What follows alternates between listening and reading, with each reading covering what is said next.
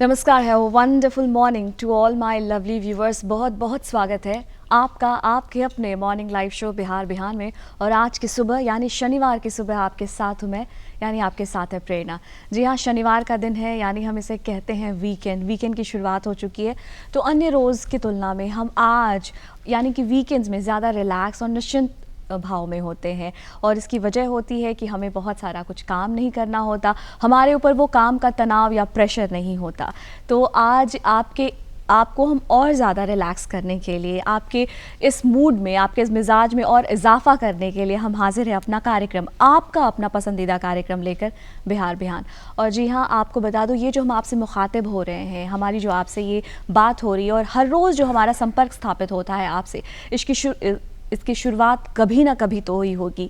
और इसके पीछे के क्या कारण रहे होंगे, क्या वजह रही होगी, जी हाँ, आपको बता दूं, आज हम सभी सेलिब्रेट कर रहे हैं राष्ट्रीय प्रसारण दिवस। जी हाँ, प्रसार भारती से जुड़े होने के नाते या प्रसार भारती से जुड़े हर व्यक्ति के लिए आज का दिन बेहद ख़ास है। और आज इसी विषय पर केंद्रित होगा हमारा आज का ये पूरा कार्यक्रम। और इसी विषय पर बातचीत के लिए हमने अपने कार्यक्रम में आज आमंत्रित किया है विशिष्ट अतिथियों को, जिस पर हमारी बातचीत होगी। लेकिन आप बखूबी जानते हैं कि जब कार्यक्रम की शुरुआत होती है तो हम ये चाहते हैं कि आपका दिन बेहतर गुजरे, आपके व्यक्तित्व में और ज़्यादा खूबसूरती आए, इसलिए हम आपके साथ साझा करते हैं अनमोल वचन।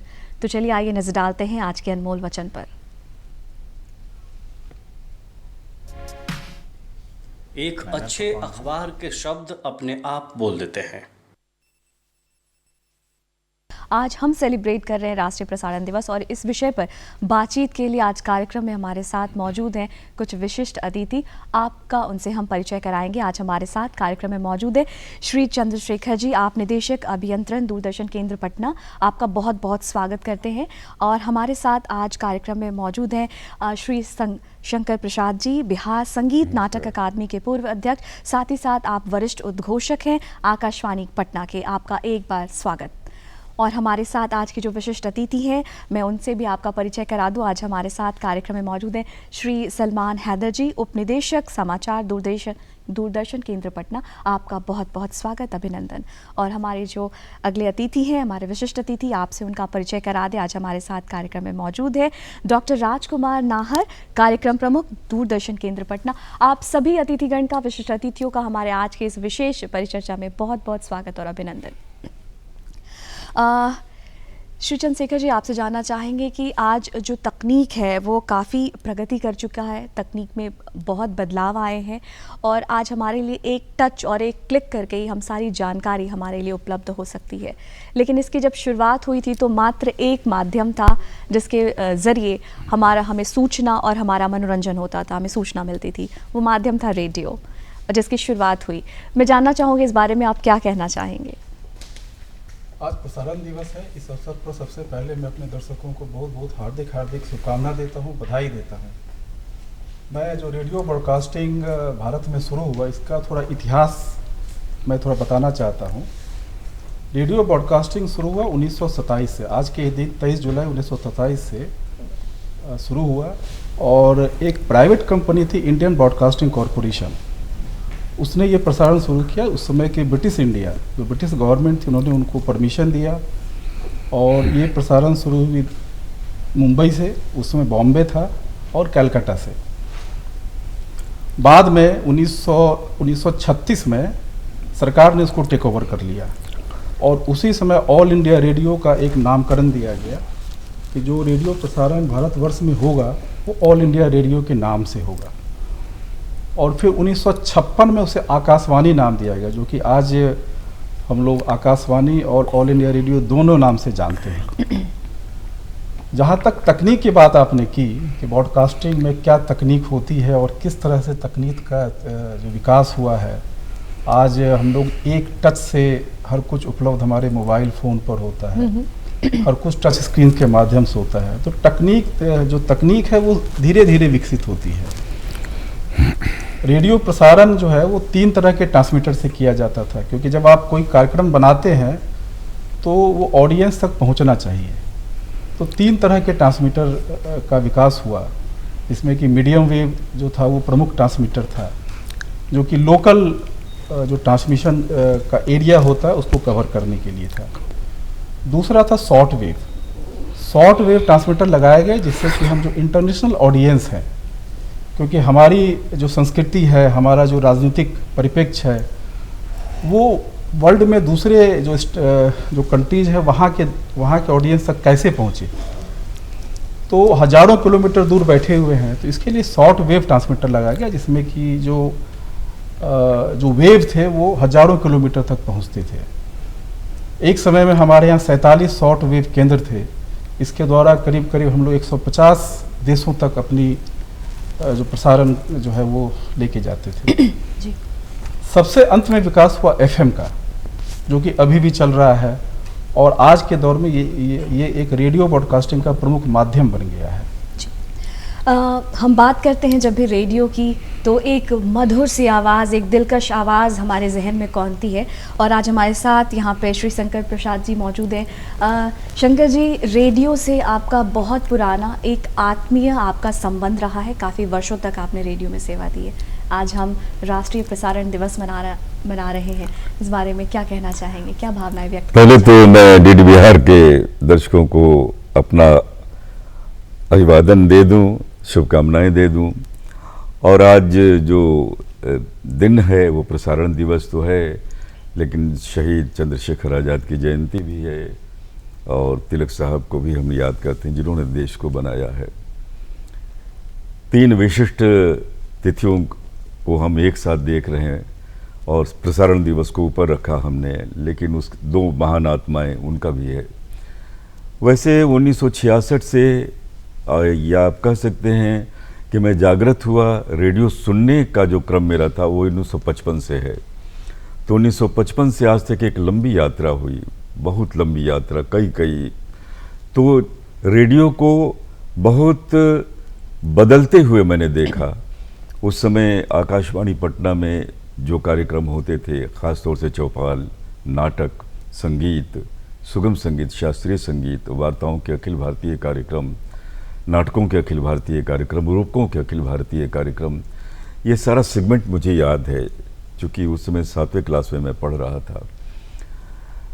तो मेरे दिमाग में उस समय एक बात आती थी कि आखिरकार आकाशवाणी की रचना क्यों हुई, ये आकाशवाणी केंद्र क्यों बने गए। और ख़ास तौर से मैं आकाशवाणी पटना से जुड़ा था, तो जो सबसे प्रारंभिक बात मेरे जहन में आती थी, चूँकि बचपन से गाता था, कि संगीत जो है वो रेडियो का आधार है, संगीत दूरदर्शन का भी आधार है और संगीत फिल्म का भी आधार। ये तीनों माध्यम जो बहुत प्रचलित माध्यम है, रेडियो, दूरदर्शन और फिल्म, ये तीनों माध्यम का आधार संगीत है कुल मिलाकर।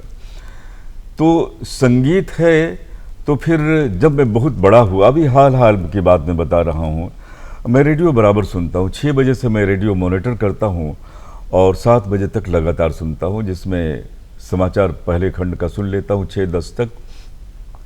6:10 से 20 तक ये रामचरितमानस का पाठ। मैं दर्शकों को बता दूँ, ये जान लें और आपको जानकर आप लोग नहीं देख पाते हैं कि आकाशवाणी दिल्ली ने श्री रामचरितमानस को 408 भागों में रिकॉर्ड किया और उसकी संगीत रचना सतीश भाटिया साहब ने की।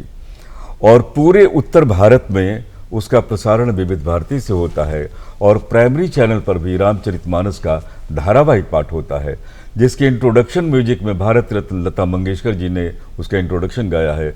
पद्म भूषण किसका नाम लूँ, भारत के सारे कलाकारों ने उसको गाया है। तो संगीत उसके प्रारंभ। और एक बात, चूँकि हमारे सभी गेस्ट अतिथि बैठे हैं, एक बात और बता दूँ कि जो संगीत का आधार बना वो भक्ति का आधार बना। इसलिए संपूर्ण भारत में जो भक्ति की चेतना है उसको जागृत करने में भी आकाशवाणी का बहुत बड़ा हाथ है।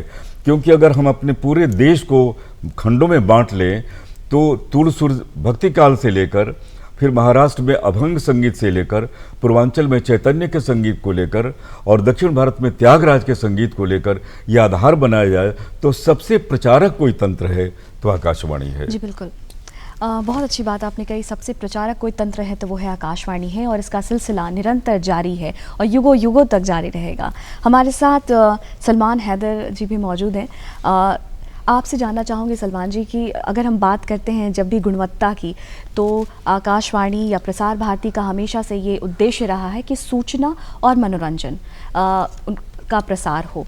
तो हमने शंकर सर ने अभी बात की मनोरंजन की, किस प्रकार से इसकी शुरुआत हुई, और जहाँ तक बात आती है ख़बरों की, समाचारों की, तो इसकी शुरुआत जब हुई तब से लेकर के अब तक का जो सफ़र रहा, इस बारे में आप क्या बताना चाहेंगे? देखिए प्रेरणा जी, मैं मूल रूप से तो न्यूज़ से चूँकि शुरू से जुड़ा रहा हूँ, इसलिए न्यूज़ के बारे में मैं ज़्यादा बात करूँगा। लेकिन रेडियो का जो रोल रहा है सोशल ट्रांसफॉर्मेशन में भारत के, और ख़ास तौर से हरित क्रांति लाने में, वो अतुलनीय है पूरे विश्व में। आज हम जब ये दावा करते हैं कि हम विश्व के सबसे बड़े ब्रॉडकास्टर हैं, तो हमने अपने जो डेवलपमेंट के माइलस्टोन प्राप्त किए हैं उनमें रेडियो का बड़ा महत्व है। और ख़ास तौर से जब कहें तो जैसे अब दूरदर्शन में कृषि दर्शन है, वैसे ही कृषि जगत या अन्य नाम से रेडियो में बहुत कार्यक्रम, एक बड़ा हिस्सा दिन भर का प्रसारण का वो होता था। इसके अलावा जो इंटरटेनमेंट, इंफॉर्मेशन, एजुकेशन और इंटरटेनमेंट, ये तीन चीज़ें रेडियो के लिए शुरू से रही हैं। और इसके जो 10 कमांडमेंट्स हैं कि किसी भी सामाजिक समरसता को बढ़ावा देना, जो समाज के जो मार्जिनल वर्ग है उनके कल्याण के लिए काम करना, और सोशल और वैज्ञानिक, सबसे बड़ी बात वैज्ञानिक जो टेम्परामेंट है लोगों में, वैज्ञानिक सोच उत्पन्न करना, आपसी सद्भाव बनाए रखना, ये सारी चीज़ें रेडियो से ही शुरू हुई और दूरदर्शन ने उसे अडॉप्ट किया।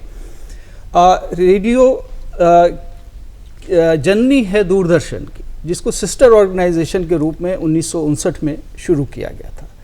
अभी हम चूँकि राष्ट्रीय प्रसारण दिवस है और ये समर्पित है रेडियो प्रसारण को, तो हम आपको बताना चाहेंगे कि रेडियो में न्यूज़ की शुरुआत इसकी स्थापना काल से ही हो गई। इवन जब 1927 में 1923 में जब बॉम्बे रेडियो क्लब चल रहा था, तो भी समाचार का प्रसारण किसी न किसी रूप में होता था।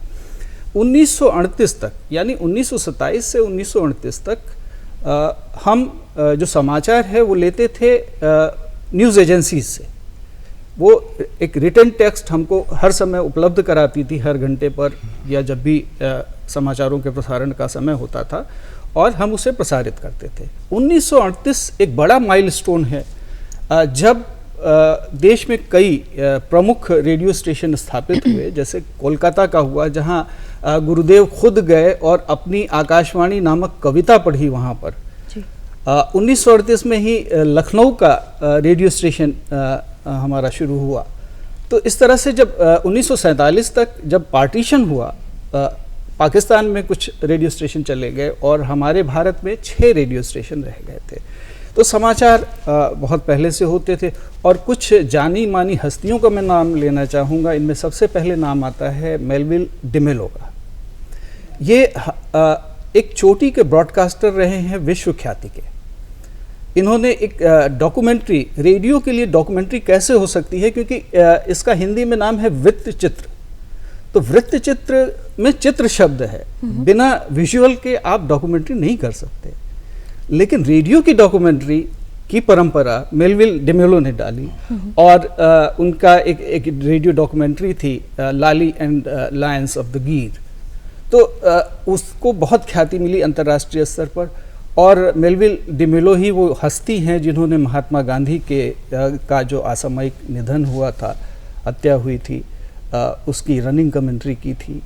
और साथ ही साथ एक और मैं आपको ऐतिहासिक चित्र दिखाना चाहूँगा।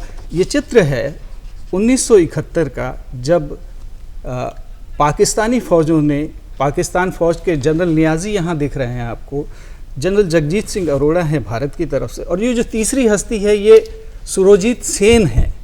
ये हमारे स्पोर्ट कमेंटेटर रहे और साथ ही साथ इंग्लिश के न्यूज़ रीडर भी रहे। ये उस ऐतिहासिक अवसर पर माइक इनके हाथ में है, और इस ऐतिहासिक अवसर को कवर करने के लिए यहाँ से ढाका गए हुए थे। तो रेडियो ने इतने सारे माइलस्टोन प्राप्त किए हैं। और साथ ही साथ एक जिक्र और कि आज़ादी के आंदोलन में हमारे रेडियो का बहुत बड़ा योगदान रहा है। उषा मेहता का जो क्लैंडस्टाइन रेडियो था, जो गुप्त रेडियो था, भूमिगत रेडियो था, वो चलाया करती थी और उसने स्वतंत्रता आंदोलन को बढ़ावा देने में बहुत बड़ा काम किया। और आज के युग में जब हम सैटेलाइट की बात करते हैं और हमारे मोबाइल क्लिक पर हमारे न्यूज़ है, तो न्यूज़ ऑन एयर जैसी सर्विसेज हैं हमारे पास जो कि इसको पूर्णता प्रदान करते हैं। जी बिल्कुल जी प्रेमा। इसकी शुरुआत हुई और उस तब से लेकर के अब तक ये सफ़र जारी है और बहुत सारे बदलाव आ रहे हैं, नित्य नए प्रयोग हो रहे हैं। भारत एक ऐसा देश है जहाँ पर अगर हम बात करें, कहीं पे बर्फ़ की चादर है तो कहीं पे रेत ही रेत है, कहीं पे समंदर की गहराई है तो कहीं पे पहाड़ ही पहाड़, जंगल ही जंगल है। हमारे साथ डॉक्टर राजकुमार नाहर है। आपसे जानना चाहेंगे नाहर जी कि प्रसार भारती से जुड़े होने के नाते हम सभी सदस्यों के लिए आज का दिन बहुत महत्वपूर्ण है, बहुत ख़ास है और प्रसार भारती का हमेशा से ये उद्देश्य रहा है कि आपको स्वस्थ मनोरंजन और स्वस्थ सूचना और स्वस्थ जानकारी आप तक परोसी जाए। और आपका इतने लंबे वर्षों का अनुभव रहा है, इतने लंबे वर्षों का सफ़र रहा है, आपने बहुत लंबे वर्षों तक अपनी सेवा दी है। क्या बताना चाहेंगे आज के ख़ास दिन पर? सबसे पहले तो प्रेरणा जी, मैं अपने सुधी दर्शकों को बहुत बहुत प्रणाम करता हूं और आज का जो एक बहुत ही स्वर्णिम दिवस है, भारतीय प्रसारण दिवस, उस शुभ अवसर पर हम अपने सभी दर्शकों को फिर से मैं प्रणाम करता हूं। और साथ ही साथ पूरा भारतवर्ष हम 75वीं आज़ादी का 75वीं वर्षगांठ मना रहे हैं, तो और साथ ही साथ हम अपने भारत का जो तिरंगा है उसका भी 75वीं वर्षगांठ मना रहे हैं, तो हम आह्लादित हैं। और इस अमृत महोत्सव में जो माननीय प्रधानमंत्री जी ने जो अपने सभी वीर सपूतों को जो हम याद कर रहे हैं अमृत महोत्सव के दरमियान, उसी दरमियान आज जो दो महान विभूति जो वीर सपूत हैं, चंद्रशेखर आज़ाद जी और बाल गंगाधर तिलक जी, उनको भी हम सादर नमन करते हैं, प्रणाम करते हैं, उनको याद करते हैं। और साथ ही साथ हम गर्व महसूस करते हैं कि हम उस देश के वासी हैं जहाँ की ऐसे देश के सपूत अपने भारत को हमेशा कुछ न कुछ दिए हैं। साथ ही साथ आज का जो शुभ अवसर है भारतीय प्रसारण दिवस, इसके बारे में हमारे चंद्रशेखर सर ने भी कहा, शंकर प्रसाद जी ने भी कहा, और ये है देखिए सबसे बड़ी चीज़ होती है विश्वसनीयता।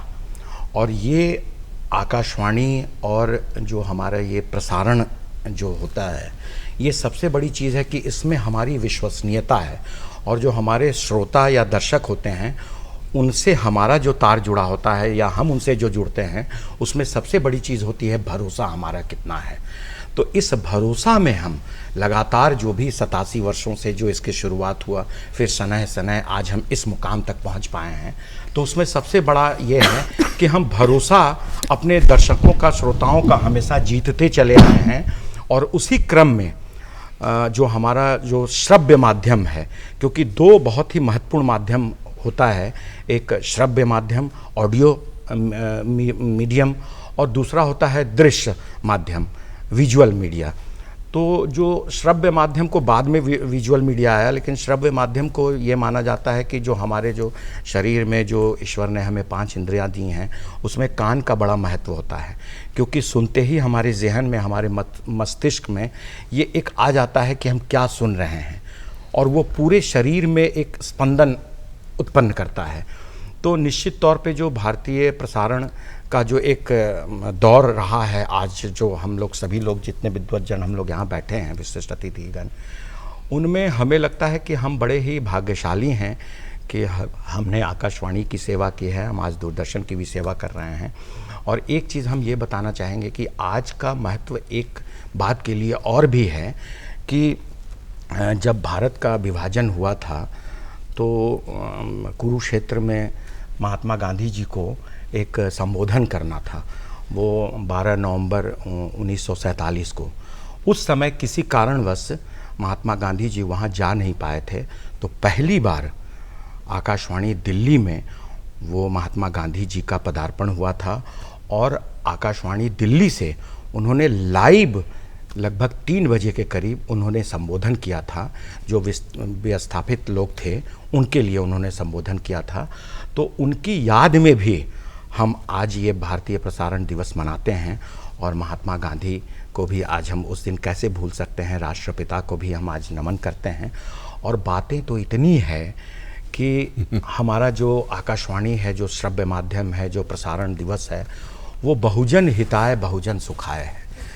तकनीकी विशेषज्ञ हमारे चंद्रशेखर सर बैठे हैं, समाचार जो है उसके विशेषज्ञ हमारे बैठे हैं, कार्यक्रम आकाशवाणी की जो श्रव्य माध्यम है कि हम आवाज़ सुनते ही हम एक आकर्षित हो जाते थे।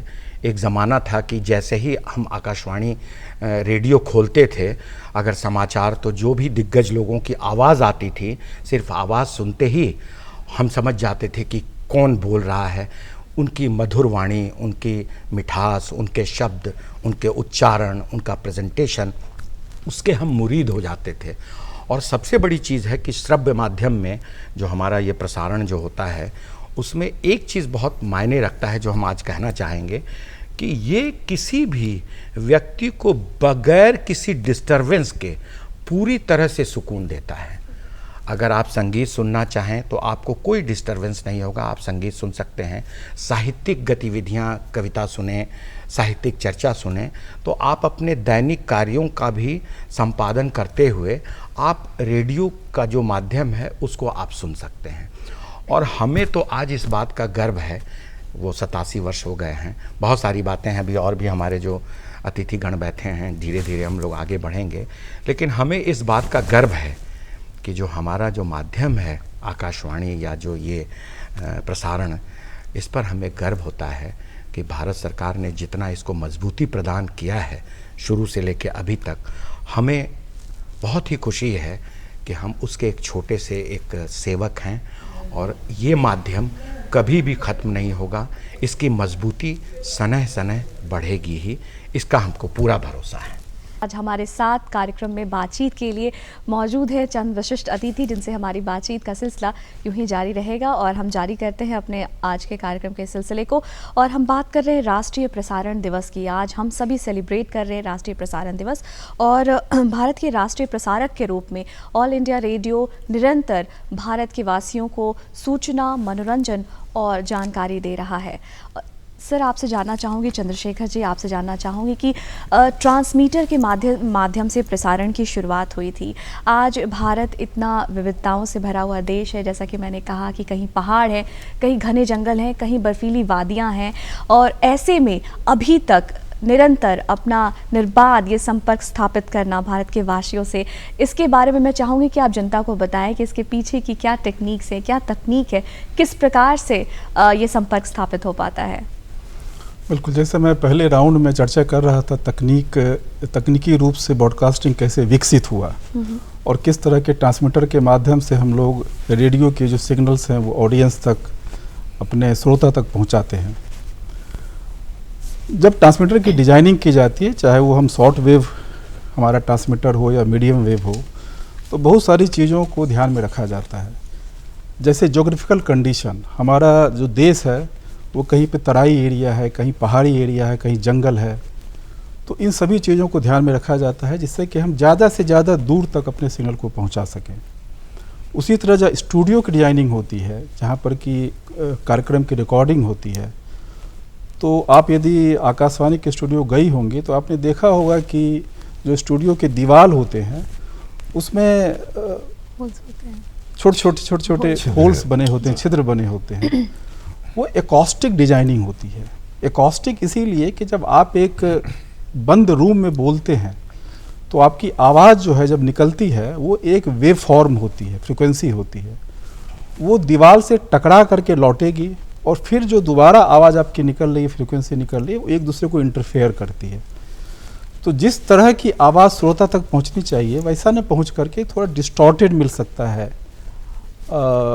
नॉइज क्रिएट हो सकता है। तो इसीलिए एकॉस्टिक डिजाइनिंग की जाती है और इसके लिए भी एक फार्मूला होता है, उसको यूज करके पूरी की पूरी जो है काम किया जाता है। जी बिल्कुल, आवाज़ का जादू बिखेरते हैं। अगर हम रेडियो की बात करें तो हम आवाज़ सुनकर हम महसूस कर लेते हैं और पूरा चित्रण हमारे मन मस्तिष्क पर अंकित हो जाता है। शंकर जी, आपका इतने लंबे वर्षों का अनुभव रहा है, अगर हम शुरुआती दिनों की बात करें तब से लेकर के अब तक में जो कार्यक्रम का पूरा प्रारूप है, इसको आप कैसे देखते हैं? ये दर्शक हमारे बहुत सहृदय हैं, संवेदनशील हैं और आज के दिन को कभी भूलेंगे नहीं। मेरी ठीक दाहिनी ओर हैदर साहब बैठे हुए हैं और राजकुमार जी बैठे हुए हैं। बहुत अच्छी बात है, राजकुमार जी ने एक बहुत सुंदर शब्द की व्याख्या कर दी। उन्होंने कहा कि शब्द 5 इंद्रियां हैं ना, नाक से मुंह से कान, कान उसमें सबसे ज़्यादा सक्रिय है, और जो कान सुनता है वो भीतर की ओर, आत्मा की ओर और मस्तिष्क की ओर, वो तो शब्द ब्रह्म है। इसीलिए हम लोग साहित्य में पढ़ाते हैं नाद ही ब्रह्म है, और इस पर रिसर्च हो रहा है। हमारे साथ साइंटिस्ट बैठे हुए हैं और इंजीनियर साहब बैठे हैं। अब एक शोध है कि क्षितिज में ब्रह्मांड के किस किस लेयर में किसकी आवाज़ है, उस पर अब आवाज़ नहीं मरती। याद मैं बता दूं, इसीलिए कहा गया है कि जो कुछ बोलोगे तुम्हीं पर छरित होता है। आपने देखा होगा कि बौद्ध धर्म में जो पैगोडा बनते हैं वो गोलाकार बनते हैं। जब वो कहते हैं ओम, तो ये छरित होकर उन पर ही गिरता है, वो पॉइंटेड नहीं है। देखिए जैसे विष्णुपद है तस्वीर में, तो विष्णुपद पॉइंटेड है, लेकिन उनका पैगोडा गोल होता है। उनका जो धर्मस्थल होता है वो गोल होता है, वो छरित होता है अपने ऊपर। तो हम जो कुछ बोलते हैं वो छरित होता है। ये तो शब्द की बात हो गई। बहुत अच्छा, हमारे समाचार के बड़े प्रमुख ने एक बात बहुत अच्छी कही। मेलबल डिमेलो का नाम मैं बता रहा हूँ, कैसे कैसे आवाज़ों का समय गुजरा। मेलबल डिमेलो को आकाशवाणी में चाहे उद्घोषक हो या वृत्तचित्र बनाने वाला हो, वो उसका गुरु मानता था। जब कोई आदमी बहुत बनने लगता था उद्घोषक में, तो उधर से आवाज़ आती थी, का बाबू मेलबल डिमेलो वालों का। वो मेलबल डिमेलो एक व्याख्या है उसी, जी वो बने, वो मजाक करने का कि तुम मेलबल डिमेलो बन गए क्या। उसी तरह से लतिका रत्नम, इनकी आवाज़ राष्ट्रपति तक सुनते थे। अशोक वाजपेयी, देवकी नंदन पांडे के बारे में तो शत्रुघ्न सिन्हा जी ने कहा कि यहाँ जो मेरी आवाज़ है वो आवाज़ देवकी नंदन पांडे की देन है, ऐसे ही बोलते हैं। तो उन्होंने अपनी आवाज़ को कल्टीवेट किया। तो देवकी नंदन पांडे, ये लीजेंड का नाम मैं आपसे ले रहा हूँ, सभी लीजेंड का नाम ले रहा हूँ। इन लोगों को हम लोगों ने सुना है। सुरजीत सेन का, जब वो न्यूज़ पढ़ते थे, सुरजीत सेन, सुरजीत शायद संभवतः बंगाली होंगे, तो वो आवाज़ बिल्कुल साफ है। उसी तरह से राजकुमार जी बैठे हैं, प्रोग्राम हेड हमारे चंद्रशेखर भाई हैदर साहब। आज सवेरे की बात मैं बता रहा हूँ, 6:45 पर संगीत सरिता में नज़ाकत अली और सलामत अली का इंटरव्यू आया। ये दोनों पाकिस्तान के हैं। मैं आपको सूचना दे दूं कि सलामत अली को लता जी इतना प्यार करती थी कि उनके नाम से फतवे कसने लगे गए। मैंने तस्वीरें देखी हैं, यूट्यूब पर भी लोग देख लेंगे कि सलामत अली गा रहे हैं और लता जी कुर्सी पर ऐसे घूंघट करके बैठी हुई हैं।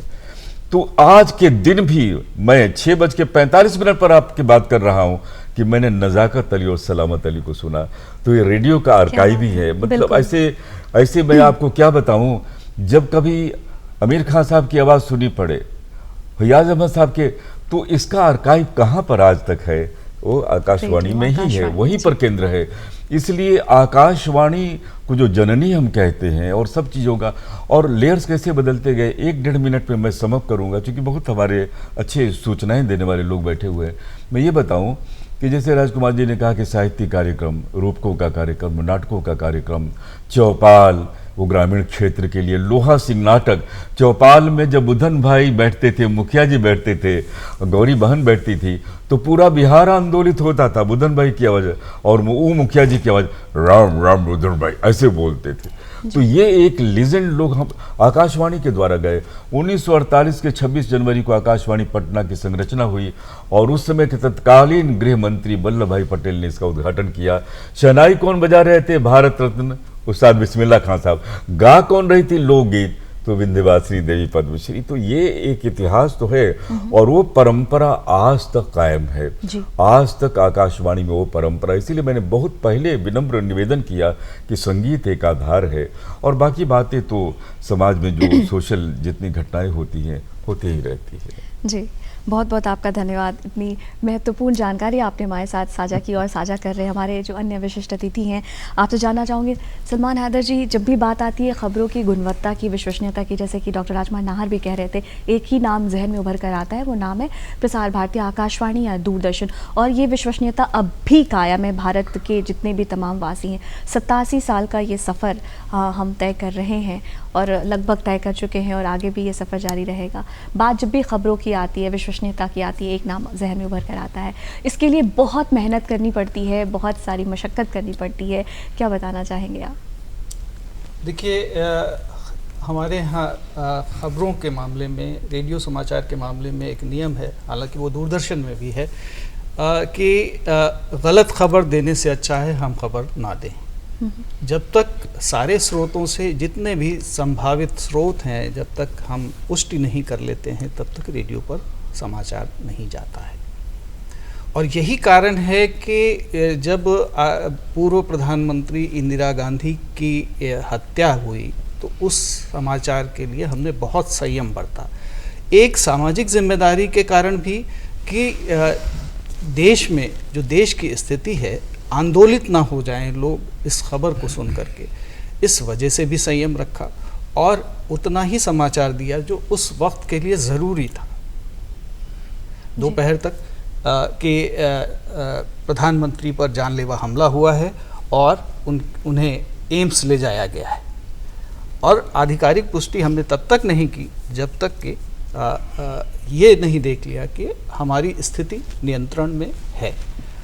ये जो सामाजिक जिम्मेदारी है खबरों की पुष्टि के साथ साथ, वो भी ज़्यादा ज़रूरी है जी। और ख़ास तौर से अभी डॉक्टर शंकर प्रसाद ने कुछ मतलब हमारी यादों को, बचपन की यादों को झिझोड़ दिया। तो शंकर प्रसाद जी, ख़ास तौर से आपके लिए कि मेरे पिताजी ने वॉल्व रेडियो ख़रीदा था मेरी माँ की पायजेब बेचकर। पुराना वॉल्व रेडियो 50 रुपए में मिल रहा था उस वक्त, और आप चांदी की कीमत सोच लीजिए।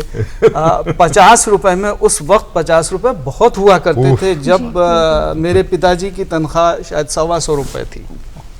तो आधी तनख्वाह खर्च करके लगभग रेडियो ख़रीदना, और वो रेडियो का प्रेम आप देख लीजिए। हम लोगों की सुबह होती थी 5:55 पर, और शायद आज भी पहली सभा जो आकाशवाणी की शुरू होती है 5:55 पर, और वो जो सिग्नेचर ट्यून हुआ करती थी वो अजान लगती थी हम लोगों को। नॉस्टैल्जिक है, नॉस्टैल्जिक है। और उसके बाद उस्ताद बिस्मिल्लाह खां की शहनाई, उसी से हम लोगों की सुबह होती थी। और अब मैं एक अलग विषय पर बात करता हूँ। अभी हम बात कर रहे थे इंफॉर्मेशन, एंटरटेनमेंट एंड एजुकेशन की। रेडियो इन तीनों के लिए तो जाना जाता है, लेकिन रेडियो आपकी जान भी बचाता है। जब भी आप किसी आपदा में फंसे हों, पहाड़ पर फंस गए, पर्वतारोही हैं, या बाढ़ में फंस गए, तो आपदा किट में आपके एक ट्रांजिस्टर रेडियो होना ज़रूरी है, बैटरी से चलने वाला। क्योंकि कोई भी, भले ही ये वन वे कम्युनिकेशन है, लेकिन आपको ज़रूरी इन्फॉर्मेशन उस पर दी जाती है। इसके अलावा जो एमेचर रेडियो, जो शौकिया रेडियो, हैम रेडियो, उसका जाल पूरे विश्व में फैला हुआ है। यहाँ पटना में बैठा हुआ एक व्यक्ति अमेरिका से बात कर रहा है, वो 2 वे कम्युनिकेशन है। तो हैम रेडियो का आपदा के मिटिगेशन में, आपदा के न्यूनीकरण में बहुत बड़ा योगदान है। तो रेडियो का ये सबसे बड़ा योगदान है जो और कोई माध्यम पूरा नहीं कर सकता है। टेलीविज़न है, अभी लाइट चली जाएगी, काम ख़त्म। आपका मोबाइल है, बैटरी डिस्चार्ज हो जाएगी, काम ख़त्म। लेकिन रेडियो में अगर आपने 2 सेल लगा रखे हैं मीडियम साइज़ के, तो वो 1 महीने चलेंगे। बिल्कुल। तो आपदा के समय में रेडियो बहुत काम आता है। बिल्कुल। और देश के 99% जो हिस्से हैं हमारे देश में, वहाँ पर इसका प्रसारण हो रहा है, और 413 स्टेशन हैं रेडियो के, आकाशवाणी के। और ये हमारे लिए बिल्कुल एक भावुक क्षण है। हम सभी अपनी कुछ यादगार लम्हे हैं हम आपके साथ साझा कर रहे हैं, अपने दर्शकों के साथ। हमारे साथ डॉक्टर राजकुमार नाहर हैं। सर, आकाशवाणी में 23 भाषा में और 146 बोलियों में इसका प्रसारण होता है। बहुत ही गर्व की बात है। हमारा भारत इतना विविधताओं से भरा हुआ देश है, और हर जन जन का ख्याल आकाशवाणी कर रहा है, उन्हें सूचना, मनोरंजन और जानकारी दे रहा है। इतने वर्षों का आपका खुद का, स्वयं का अनुभव रहा है। और अगर हम बात करें कार्यक्रमों की, तो जिस गुणवत्ता से आकाशवाणी या दूरदर्शन कार्यक्रम प्रसारित करता है, मुझे नहीं लगता कि शायद अभी के दौर में इस गुणवत्ता के कार्यक्रम और किन्हीं चैनलों पर उपलब्ध हैं। क्या बताना चाहेंगे इस बारे में? बिल्कुल सही कहा आपने प्रेरणा जी, और जो हमारे आज के जो विशिष्ट अतिथिगण बैठे हैं उन्होंने भी बहुत अच्छी जानकारी दी है। मैं तो ये मानता हूँ कि प्रसारण दिवस जो आज है, ये राष्ट्रीय एकता और सांप्रदायिक सौहार्द का जो, अगर हम प्रतीक चिन्ह के रूप में अगर हम माने, तो आकाशवाणी और दूरदर्शन को हम एक तरह से देख सकते हैं। क्योंकि अगर हम अपने पहले घर से अगर शुरू करें, तो देखिए कितनी एकता है हम लोगों में कि हम लोगों के यहाँ 4 विंग होता है प्रसारण का, चाहे वो कोई भी माध्यम हो, रेडियो हो या दूरदर्शन हो। एक होता है हमारा इंजीनियरिंग टेक्निकल विंग, दूसरा होता है हमारा प्रोग्राम विंग, तीसरा होता है एडमिन विंग, और एक बहुत ही मजबूत विंग होता है जो समाचार विंग, जैसा कि अभी हमारे हैदर सर ने कहा जी। और दूसरा, ये चारों विंग के मेल से ही, चाहे वो 30 सेकंड का कार्यक्रम हो, चाहे घंटों घंटों का कार्यक्रम हो, जब तक हम चारों में एक सौहार्द नहीं होगा, प्रेम नहीं होगा, अपनापन नहीं होगा, तब तक हम अपने सुधी दर्शकों के समक्ष पहुंच नहीं पाएंगे। तो देखिए प्रेम का जो संचरण है, जो शुरुआत है, वो यहीं से होता है। अब हम इससे आगे बढ़ें, जैसे आपने कहा कि 23 भाषा और 146 बोलियां, तो देखिए ये कितना प्रेम की बात है कि पूरे भारतवर्ष को जो प्रसारण के माध्यम से या दृश्य के माध्यम से जो हम जोड़ते हैं, भारत सरकार की जो सोच है, जो कि सारे देशवासियों को उनके उनके प्रदेश में, आपने कहा कि आकाशवाणी जो 400 जी बिल्कुल 413 आकाशवाणी, तो हम उससे अपने हर लोगों को जोड़ते हैं। तीसरा, जैसा कि सर ने कहा कि जब कोई ऐसी विभीषिका आती है, जैसे बाढ़ है, सुखाड़ है, या वैसे जवान जिनको कोई माध्यम नहीं है, या अगर हम कहीं जा रहे हैं, तो मुझे लगता है कि जो प्रसारण का जो माध्यम रेडियो है, वो हमारा एक परिवार का सदस्य है। क्योंकि जैसे हम कहीं जाते हैं घूमने तो हर चीज़ अपने साथ लेके जाते हैं, तो उसके साथ साथ एक रेडियो भी जा रहा है। तो सोच लीजिए कि कितना एक स्नेह का जो है डोर हमारा प्रसारण से जुड़ा हुआ है, और वो डोर को मजबूत किया है हमारे माननीय प्रधानमंत्री जी ने। जी। इसकी चर्चा हम करेंगे, लेकिन उसके पहले हम ये बता दें कि जो प्रसारण का जो एक और मकसद है कि इसमें हम हर एज ग्रुप के लिए, चूँकि आपने कहा कि हम बहुत दिनों से जुड़े हैं, हमारे शंकर सर कई वर्षों से, करीब 50 वर्षों से जुड़े हैं, सर भी हमारे जुड़े हैं, ये भी न्यूज़ से जुड़े हैं। मेरा ये मानना है कि प्रसारण जो है वो हर एज ग्रुप के लिए कार्यक्रम करता है, क्योंकि श्रव्य माध्यम है, आकाशवाणी वाणी है, तो उसमें संगीत भी है, साहित्य भी है, और हर एज के लिए बाल मंडली का भी प्रोग्राम होता है बच्चों के लिए, फिर उसके युवाओं के लिए भी प्रोग्राम होता है, युवाणी होता है, या यूथ के लिए कोई भी उसका एक नाम दे दिया गया, फिर बुजुर्गों के लिए, महिलाओं के लिए, साहित्यकारों के लिए, संगीतज्ञों के लिए, कलाकारों के लिए, और हर तबके के लिए। और जो भारत सरकार की जो योजनाएं होती हैं, जो माननीय प्रधानमंत्री जी की जो योजनाएं हैं, जो जन जन तक पहुंचनी चाहिए, उसका भी एक सशक्त माध्यम है, और उन तमाम चीज़ों पर प्रसारण का ध्यान होता है, और दूरदर्शन और आकाशवाणी का ध्यान रहता है, और सभी को मिलाकर एक इतना मजबूत कार्यक्रम का निर्माण किया जाता है ताकि हमारे सुधी दर्शक या हमारे जो श्रोता हैं हर समय के अनुसार उसका रसास्वादन ले सकें। तो इसका ध्यान रखना और उसके मजबूती के लिए हम निरंतर अग्रसर हैं। माननीय प्रधानमंत्री जी ने आकाशवाणी का जो मान बढ़ाया है, भारत सरकार और प्रसार भारती और हमारे महानिदेशक, चाहे वो आकाशवाणी के हों, चाहे वो दूरदर्शन के हों, चाहे प्रसार भारती के हमारे CEO महोदय हों, जो आकाशवाणी और दूरदर्शन का जो सनह सनह जो कार्यक्रमों के क्षेत्र में तकनीक के माध्यम में जो विकास हुआ है, जो उसको मजबूत किया जा रहा है, उसको एक रूपता दी जा रही है, उसके लिए हम माननीय प्रधानमंत्री जी का भी हम दिल से आभार प्रकट ज़रूर करना चाहेंगे आज के दिवस पर, क्योंकि उन्होंने जो मन की बात आकाशवाणी के ही माध्यम से जन जन तक पहुंचाने की कोशिश की है, उसके लिए हम तहे दिल से उनका, अब हम एक छोटे से सेवक हैं देश के इस माध्यम के, तो निश्चित तौर पर हम अपने गार्जियन को आज के दिन तो हम भूल नहीं सकते हैं, और तमाम उन सभी लोगों का आभार प्रकट करते हैं जिन्होंने आकाशवाणी को, प्रसार भारती को, दूरदर्शन को और प्रसारण को जिन्होंने मजबूत किया है, उनको हम आज के दिन बहुत प्रणाम करते हैं। और राष्ट्रीय एकता का प्रतीक है प्रसारण, और मिठास वाणी, उसका संप्रेषण, उसकी भाषा का एक मिसाल के रूप में हम आज के दिवस को जानते हैं। जी जी, बहुत अच्छी बात आपने कही। और कहते हैं बहुजन हिताय बहुजन सुखाय के उद्देश्य का अनुसरण कर रहा है आकाशवाणी, ये प्रसार भारती।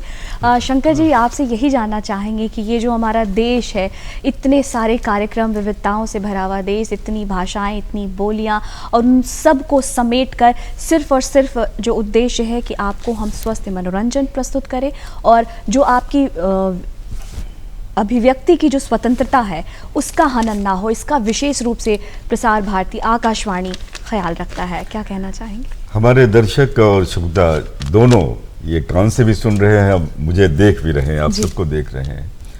बहुत अच्छी बातें हुई, प्रधानमंत्री जी की चर्चा राजकुमार जी ने की। अभिभावक हैं, पूरे देश के अभिभावक हैं, सबको करनी ही चाहिए। अभी आपने देखा कि जिस तरह से मैंने वो स्वर की बात कही है, अब कुछ सूचनाएं दे दूं मैं, और आप भी सूचनाओं को सुनिए कि संपूर्ण उत्तर भारत के जो आकाशवाणी केंद्र हैं वो उस्ताद बिस्मिल्लाह खां की शहनाई से प्रारंभ होते हैं। संपूर्ण उधर दक्षिण भारत के जो देश राज्य हैं वो नागास्वरम से शुरू होते हैं, तो वो भी शहनाई से होते हैं। और दूसरी सूचना है कि लेजेंडरी बांसुरी वादक जिन्होंने बांसुरी को बांसुरी बनाया, शहनाई को तो इन्होंने शहनाई बना ही दिया, पन्नालाल घोष जी के नाम से प्रत्येक जन्माष्टमी को आकाशवाणी की शुरुआत होती थी। ये एक बहुत बड़ी बात है। ये सूचना मैंने अपने दर्शकों को दी है, इसलिए दी है कि वो जाने। अच्छा, मेरा सौभाग्य ये है कि मैं डुमरांव का रहने वाला हूँ। बंधन पटवा रोड मेरे घर से 2 मिनट की राह पर है, जहाँ बिस्मिल्लाह खां का वो छोटे 2 रूम का कमरा अभी भी विद्यमान है। और मैंने 1955 से उनको सुना है बिहारी जी के मंदिर में नौबत बजाते हुए। तो ये मेरा सौभाग्य है कि मैंने उसको देखा है, समझा है। और पद्मश्री विंध्यवासिनी देवी के साथ पहली बार भोजपुरी गाने 1973 में, जब मैं कि एक छोटा सा अनाउंसर था, मॉरिशस गया था, और उसके बाद ठीक 74 में उनको पद्मश्री की उपाधि मिली। तो ये सब कई, जैसा राजकुमार जी ने पहला वाक्य जो कहा है, दर्शकों को याद हो करना चाहिए कि जो आकाशवाणी की जो पहली शर्त है वो क्रेडिबिलिटी है, विश्वसनीयता, भरोसा। हमारे न्यूज़ के हैदर साहब बैठे हुए हैं। क्यों हम आकाशवाणी और दूरदर्शन के न्यूज़ को सुनते हैं? क्योंकि वहाँ समाचार के अलावा कुछ नहीं होता है, बाकी मनोरंजन होता है और समाचार होता है।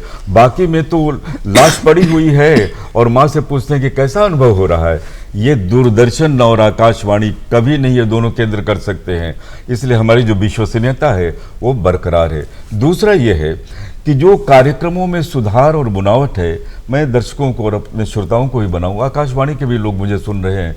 अब आकाशवाणी में जो एक प्रारंभिक तत्व थे, उन तत्वों को थोड़ा सा हटाकर उसे अत्याधुनिक करने की ज़रूरत है, जो दूरदर्शन ने किया है। वो आकाशवाणी में अभी भी कमी, अपनी कमियों को भी देखना चाहिए। दुनिया में कमियां हैं, क्योंकि हम उस नई पीढ़ी को, नई पीढ़ी के जज्बात को, नई पीढ़ी के संगीत को, नज़ाकत अली, सलामत अली, उस्ताद बिस्मिल्लाह खां साहब या फैयाज अहमद खां साहब, या जिन लोगों को भी सुन लिया, लेकिन राहत अली को भी सुनना है। तो जमाना कहाँ बदला, अब सोनू निगम को भी हमको सुनना है, अरिजीत को भी सुनना है। तो ये एक परिवर्तन जो है वो दिखलाई पड़ रहा है, और मैं इसका स्वागत करता हूँ। और बहुत शंकर सर से आगे प्रेरणा, मैं एक चीज़ और बताना चाहूँगा अपने दर्शकों को कि जो हमारा रेडियो आकाशवाणी का जो माध्यम है, जैसा कि सर ने, हमारे चंद्रशेखर सर ने कहा कि FM, ये शॉर्ट वेव, मीडियम वेव की बात उन्होंने की। हमारा FM रेडियो भी आज कल बहुत ही प्रचारित हो गया है। साथ ही साथ विविध भारती का जो चैनल है, जो विज्ञापन प्रसारण के नाम से जाना जाता है, उसके अलावा जो इतने सारे, जैसे बिस्मिल्लाह खां साहब के बारे में नागस्वरम, शहनाई की बातचीत हुई, बातें तो इतनी है कि हम लोग दिन भर अगर प्रसारण का गुणगान करेंगे तो वो ख़त्म ही नहीं होगा। लेकिन कुछ ऐसे कार्यक्रम हैं जो बचपन से आज भी जहन में वो वर्तमान है, जैसे हवा महल का कार्यक्रम होता था। उसके अलावा कृषि के लिए जो कार्यक्रम होता रहा है, बहुत सारे कार्यक्रम हमारे ये आकाशवाणी से होते रहे हैं, जिनको हम कभी भूल नहीं सकते हैं। आकाशवाणी प्रसारण की जैसे ही बात होती है, बहुत सारे कार्यक्रम जहन में आने लगते हैं। जैसे कि दूरदर्शन की चर्चा होती है तो रामायण, महाभारत, उसी तरह से रामचरितमानस, बिहार ही नहीं बल्कि पूरे भारत के वैसे विद्वान गुणीजनों की याद आने लगती है। ऐसे ऐसे समारोहों की याद आने लगती है, जैसे आकाशवाणी संगीत सम्मेलन, आकाशवाणी का जो युवाओं के लिए जो संगीत प्रतियोगिता होती रही है, उसकी जब हम लोग याद करते हैं तो एक बहुत ही खुशी की अनुभूति होती है। बहुत सारी चीज़ें हैं जो आज के दिन याद करके हमें लगता है कि हम बड़े ही सौभाग्यशाली हैं कि ऐसे सशक्त माध्यम के एक छोटे से हम लोग भी सेवक के रूप में कार्य कर रहे हैं। और प्रेरणा जी, मैं केवल राजकुमार जी को एक लाइन के लिए रोक रहा हूँ। कल भी सवेरे का समाचार बुलेटिन का मुख्य समाचार है कि 13 से 15 अगस्त तक प्रधानमंत्री जी ने निवेदन किया है पूरे भारतवर्ष से कि आप अपने घर में झंडा फहराएंगे। हाँ। ये आज का भी न्यूज़ है। चंद्रशेखर सर भी कुछ कहना चाह रहे हैं। नहीं नहीं, बिल्कुल आज का। और एक लाइन केवल सर, आपके कहने के पहले एक लाइन मैं केवल 2 पंक्तियां सुना देता हूं तिरंगे के लिए। जी जी, देश की जान तिरंगा है, अभी मैंने, देश की जान तिरंगा है, देश की शान तिरंगा है, देश की जान तिरंगा है, लाखों ने तो दी कुर्बानी, खतरे पर तो चढ़ी जवानी, इस झंडे की शान की खातिर मिटने को तैयार जवानी, देश की शान तिरंगा है। क्या बात है, बहुत ही खूबसूरत, बहुत ही खूबसूरत। बिल्कुल, सजा दिया आपने। कुछ ही दिनों में हम अपने स्वतंत्रता दिवस को मनाने जा रहे हैं और हमारे लिए एक माहौल जो है वो स्थापित हो रहा है। आप सभी विशिष्ट गण हमारे आज के इस विशेष दिन पर आए, आपने अपने अनुभव, अपनी जानकारी हमारे साथ साझा की, हमारे दर्शकों के साथ आपने साझा किया, अपना कीमती वक्त दिया। इसके लिए आप तमाम विशिष्ट अतिथियों का मैं बहुत बहुत हृदय से अभिनंदन और आपका बहुत बहुत धन्यवाद। आपने अवसर दिया, धन्यवाद। तो आज का ये दिन हम तमाम प्रसार भारती से जुड़े सदस्यों के लिए बहुत खास, बहुत विशेष, और अब वक्त हो चला आपको अलविदा कहने का। लेकिन जाने के पूर्व आप बखूबी जानते हैं कि हम आपसे अनुरोध करते हैं कि आप अपने विचार, अपने सुझाव हम तक पहुंचा सके, और इसके लिए नोट करना होता है आपको हमारा पता। तो फटाफट उठाएं कागज़ और कलम, नोट करें हमारा पता। हमारा पता है कार्यक्रम बिहार बिहार, निदेशक DD बिहार, दूरदर्शन केंद्र, फ्रेजर रोड, पटना 800001। हमारा ईमेल एड्रेस है director.dd के patna@gmail.com।